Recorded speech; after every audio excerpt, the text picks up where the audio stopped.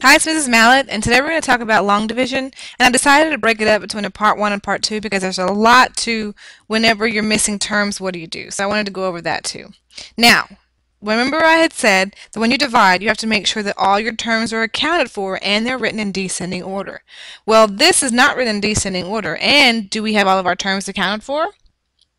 No, we're missing our x squared term if we're going in descending order. So let's rewrite this so we can work with this. So underneath my house, we'll go the 3x plus 2. Inside the house, we'll start with the 9x to the third. Now what's after the 9x to the third if we're going down? Of course, your x squared term. When you don't have your x squared term, or any term for that matter, you're going to use 0 as a placeholder. So it'll always be plus 0 and then whatever the term is that you're missing. So now let's keep going. We have a positive 11x, and then we have our minus 3. Now we have all of our terms accounted for. So now we can start to divide.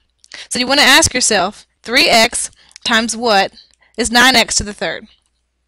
Of course, 3x squared.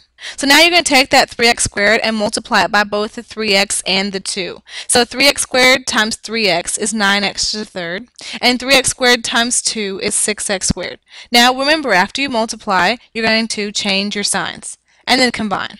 Notice now why we needed that 0 as a placeholder, because if we didn't have it there, we wouldn't have nothing to do with that negative 6x squared. So that's why you have got to bring out your placeholders. So now let's keep going. 0x squared minus 6x squared is negative 6x squared. And you want to bring down your positive 11x. So now let's keep dividing. 3x times what is negative 6x squared? Of course, it's negative 2x.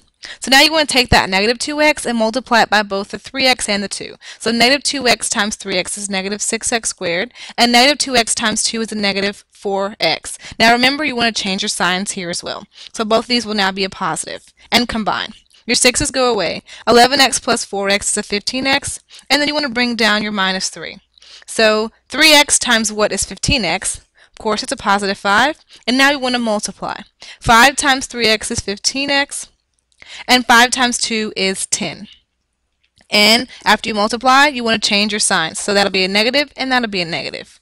So now combine your like terms. Your 15's go away, and negative 3 and negative 10 is a negative 13. Remember, that's your remainder. And what do we do with our remainder?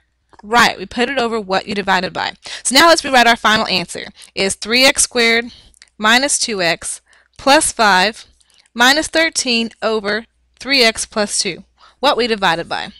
Okay, let's try a different example here. Now let's do this one. Okay, so once again, do you have all of your terms? No. We're missing our x squared term, so missing x squared and our x term. So those we're going to have a 0 in front of. So now let's rewrite this. X plus 3 goes outside the house, and inside the house will be the x to the third plus 0x squared plus 0x plus 27. Now here we go.